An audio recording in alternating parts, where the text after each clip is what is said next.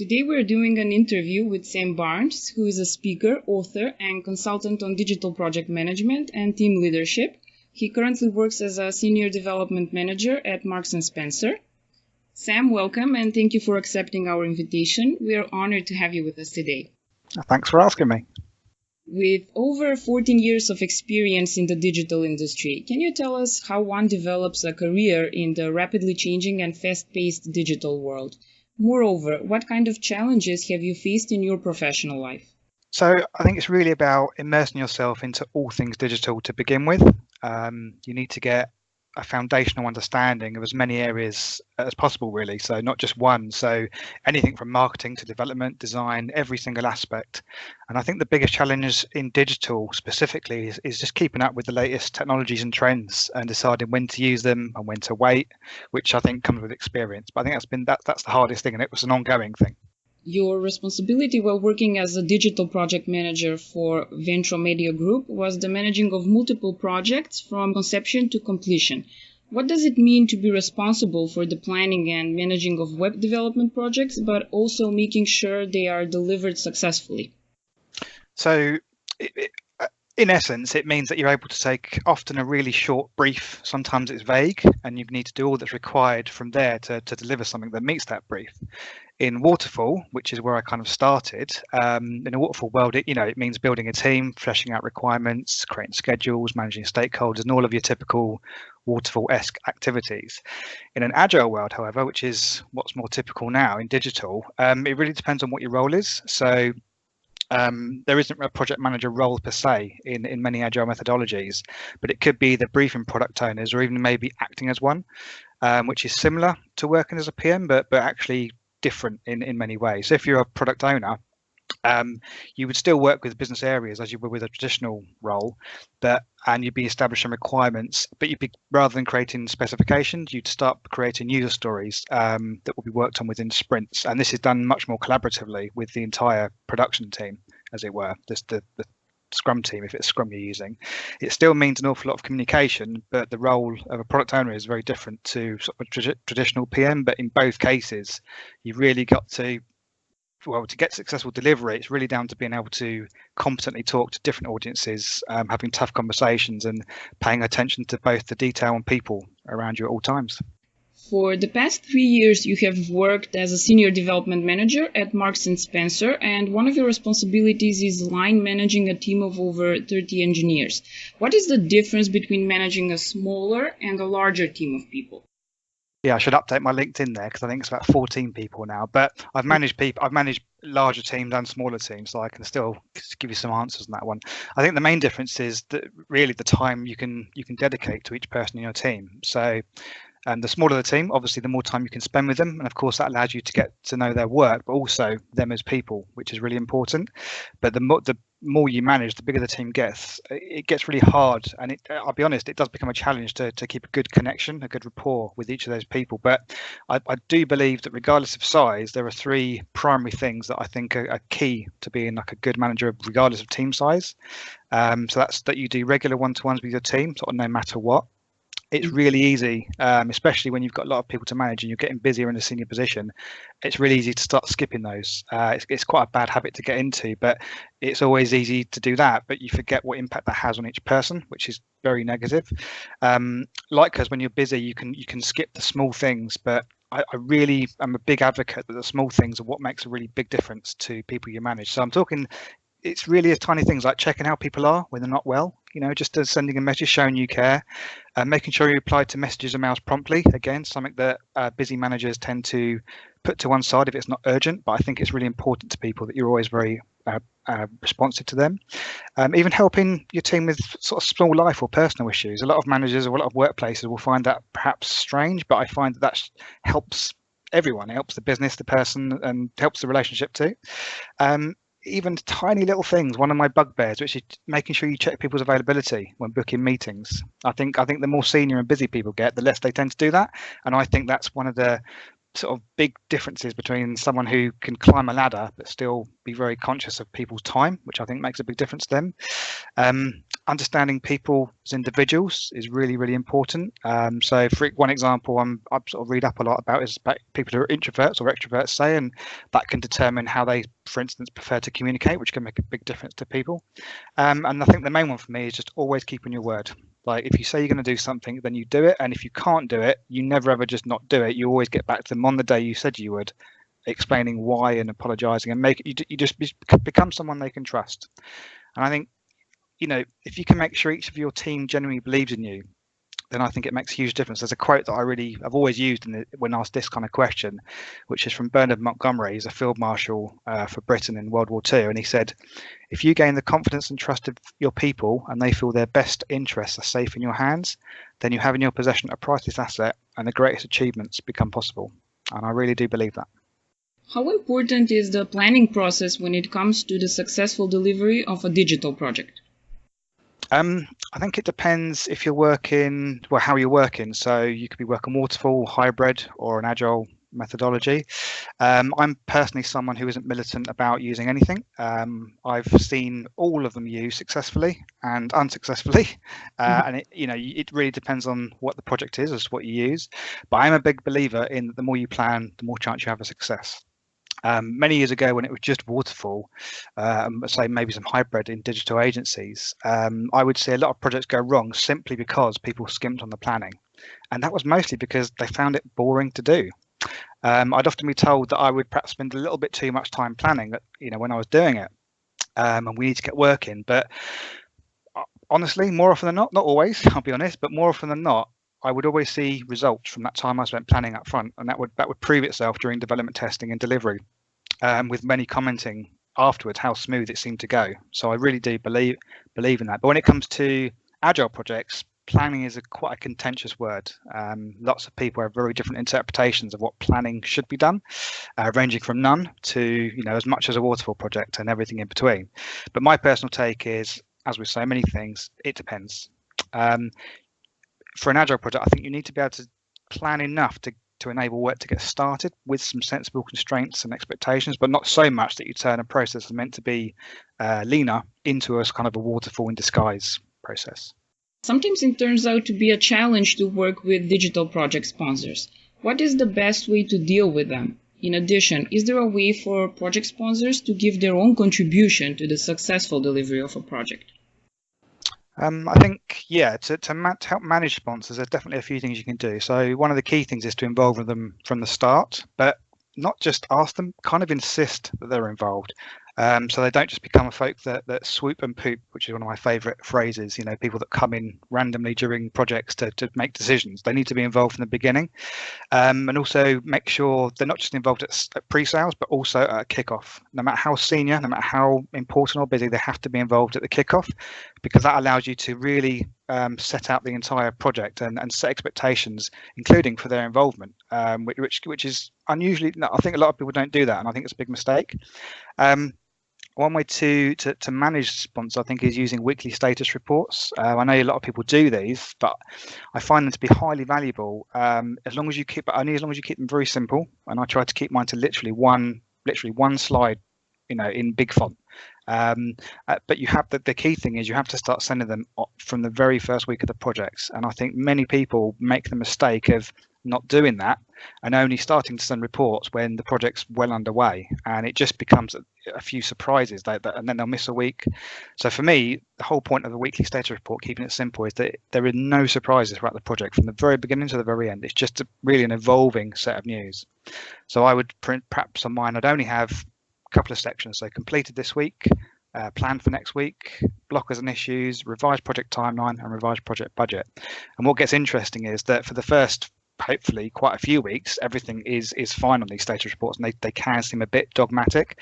But when you do encounter an issue and that project timeline changes, that's when you start to have interesting conversations with clients or stakeholders. That's when their interest is piqued, and what you find is that you can then, it's much easier to have that conversation at that time, rather than kind of hiding the fact and hoping it gets better, hoping you make up time. Mhm. As for getting sponsors to contribute, again, I think it's really about keeping them engaged, which isn't always easy. But that's where actually agile methodology can work really well, because it encourages everyone, including sponsors or stakeholders or whatever the person is. It encourages them to be involved from the very beginning, and ideally on a daily basis, with ceremonies in Scrum such as daily stand-ups or sprint-based ones like retrospectives. But when there's a short feedback cycle that requires input at least every 2 weeks, it can help keep people engaged, as opposed to engagement at the beginning. They go away and check in halfway and see how it is at the end. How demanding is it to manage a client's expectation and to make sure that you and your team deliver what was initially promised? So, as I mentioned, the weekly status reports is the most effective way I found of managing expectations to both sponsors and clients. But the key is to really always be honest. Undersell and over deliver is a commonly used phrase, but I believe in that. But I think also what has to come with that is honesty, and I mean brutal honesty. So I'm still waiting for it, and it always feels like it's going to happen, but I'm yet to have a really bad reaction to honesty when other people in the same situation would perhaps sugarcoat some news, or to be honest, they'll be flat out lying to people. What I find is that even if a client or a sponsor or someone doesn't like hearing the news that they're hearing, I do find that the respect you get from doing that lasts a lot longer than the negative feelings about the news itself. As for delivering what's promised, well, that's a bit of a dark art, and often what was sold is not always what you can deliver. It depends on how your organisation is set up, but I think this is where a really skillful project manager can use their communication skills to slowly but honestly talk to the clients about expectations. It's not always possible, unfortunately, if the sale was crazy, and if that's happening lots, I think it's something that the PM needs to act on, either by raising it with sales teams or working with them to create more realistic expectations from the start. How important is it for a digital project manager to get involved in the pre-sales process and influence the defining of a more realistic scope, budget, and timeline for both the client and the company? Yeah, really important. Really important. It's something that when I got started just never happened. I think it still isn't that common, but I think it's becoming more common, especially in smaller companies. I would always advocate for a project manager getting involved in sales, even if they can't influence it, just to see what it's like. Because when I did get involved in it myself, I have to say I was quite surprised with the process. And it actually changes your perspective once you realise the pressures on salespeople, what they're working to. It can really change your view of people. But I also find that if you can get involved in the sales process to the point where you're perhaps either presenting to a client, it can really, you can actually show as part of the sales process how you're going to deliver what you say you will, using a really solid process, as opposed to it being a bit of a black box until the project is sold and starts. And if it's done right, what I find is that it gives the prospective client a lot of confidence that you can deliver what you say you can, and that can sometimes be a differentiator in the sales process. However, something that I've learned along the way is that it can also be done badly and scare clients off. And as a younger PM, I was far too process and detail oriented in a sales environment, and I wasn't really always balancing the need to sell enough with the need to set realistic expectations.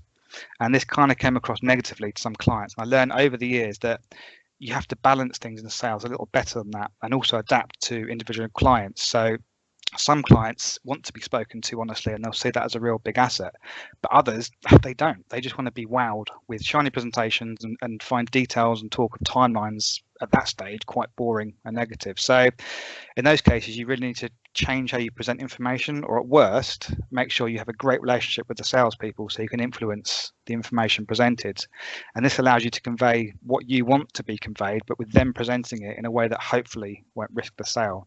And it will always be an eternal challenge, I'm sure, but I think the worst thing you can do is complain about them. And when I say them, I mean the client or a sales team. And you really need to instead, you have to get involved. You have to get involved with all of them and make things better for everyone rather than just complain.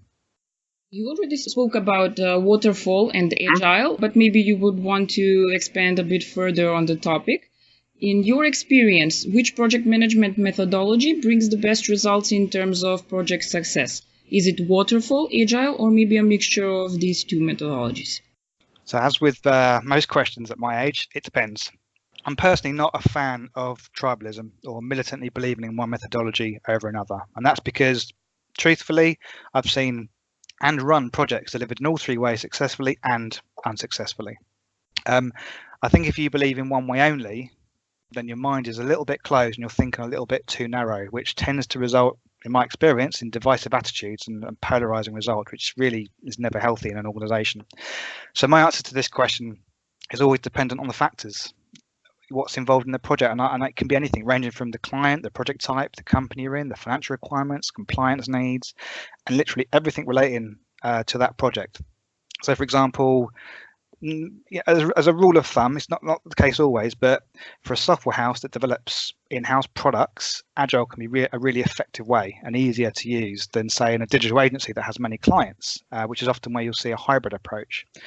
Waterfall, as much as some people will scoff at it, especially in the digital world, I disagree. I think it can still be used effectively. I've seen it used effectively recently, and that can happen if you embark on a project where you really do know the requirements up front, and people will say they will change, but sometimes they get them right. One analogy that I've always liked to refer back to when asked this question is that if you think about, you can use agile methodologies to design a car, but then you can switch to waterfall and produce many on the assembly line. That's quite a good way to think about it. But for me, it all depends on the factors and also the people running and working on those projects. But a versatile project manager, I believe, can run a hybrid project where other people would say it must be agile. I think they can do that. But I really think, as a closing comment on that one, that I think you should be very wary of anybody saying that one way is best and other ways are terrible, because I just don't believe that. What distinguishes a bad digital project manager from a good one? Is it possible for a project manager to transform into a good one, even if initially they do not have the necessary skills? Wow, I could write a book on this one, I think. I think that there are a few things that I seem to see in good PMs that I don't often see in bad ones. I think the obvious one is experience, which is not an easy skill to learn as such. It's not, but obviously the more experience you have in anything, then the wiser you become, and this tends to make you a lot more versatile, flexible, pragmatic, and calm in stressful situations, which is a very good trait to have. In the digital world, and I guess any others, hands-on experience of of the project you're managing. So if you're building a digital product, that hands-on experience of coding or design or some production aspect, it can help. It's not necessary, but what I always say is that even if you don't have any hands-on experience and you happen to be running a digital project, just show some willingness to learn the basics. It not only helps you understand the nuances of the project and sort of some of the things that can go wrong, but at a very core level, it really helps you create a positive relationship with your production teams, and that in itself can make a project go really well, and one part in going into being a good project manager. Another thing is the ability to communicate with many types of people. And I mean any type. So business people, finance, design, technology, just about any type of person you can think of, because I always see good PMs with these skills as having the ability to, I like to think of a good PM as like a chameleon. They can blend in with any of their environment and build relationships between very different sets of people, which is not something everyone can do. The other things are, as I kind of alluded to it earlier, you need to be willing to have difficult conversations. Many bad PMs are great at so many parts of it, but they really fall down here, and they just seem to sugarcoat things or lie to people, because rather than deliver that bad news and have those tough conversations. But again, in my experience, almost always they tend to get found out, and they either end up personally suffering for it, which is bad, or even worse, they try and sort of put the blame onto teams or clients, which is even worse in my opinion. Another thing is that being hyper organized and great at multitasking, obviously. And I think a good PM will always be detail oriented, but with the ability to appreciate the bigger picture.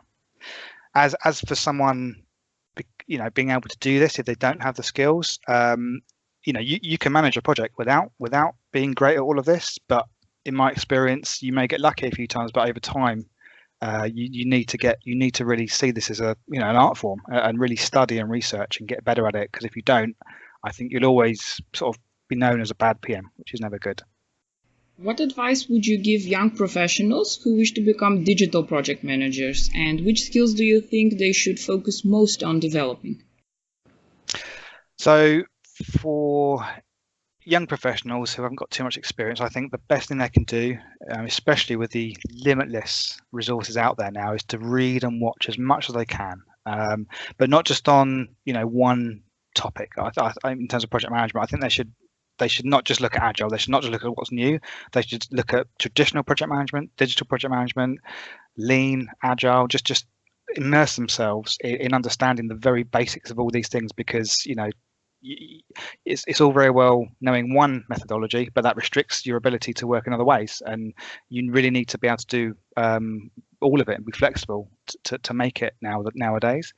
I think that when it comes to specifically digital places, I think that anybody getting started should really try their best to understand the very basics of what it takes to build a simple website or product. They don't have to build it themselves, of course, but just try and understand the steps that are needed by reading and watching resources that are out there.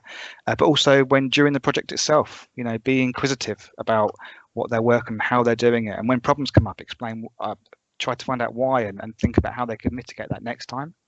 As for skills, I think it's a tricky one, because I think it's quite broad skills. I think that for young professionals, I think finding ways to be really effective multitaskers is something that is absolutely a must to be a good project manager. I've done many different jobs.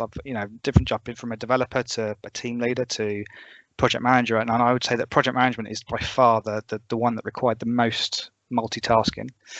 As I mentioned earlier, working on communication skills to different audiences. So when you're young, it's about not just about talking to people, but when you're young, you tend to sit in your desk or wherever you are and just stay within your little world. But get out there and talk to people in finance, talk to people in sales, talk to people in areas that you wouldn't necessarily talk to, and also listen. I think when I first started working, I spent my first 2 years just listening, just listening to every aspect of what people were working on, just absorbing that, hearing what it's like and what stresses and priorities they have. And I think anyone that does those things, while that will set them up to be hopefully a good PM, I actually think that those are skills that are transferable, and they're skills that I use to this day. I think when you're learning a development skill or technical skill, sometimes it's very boxed in, and once you've learned it, great, but it can't transfer. But with these skills, I think that they'll stand you in good stead for any kind of career you want. That was the last question. Sam, thank you once again for being our guest today. Thank you very much.